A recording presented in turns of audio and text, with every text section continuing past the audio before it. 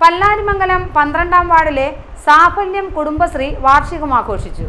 പല്ലാരിമംഗലം പഞ്ചായത്ത് 12-ാം വാർഡിലെ സാഫല്യം കുടുംബശ്രീയുടെ വാർഷികാഘോഷവും കുടുംബസംഗമവും ഗ്രാമപഞ്ചായത്ത് പ്രസിഡന്റ് ഖദീജ മുഹമ്മദ് ഉദ്ഘാടനം ചെയ്തു.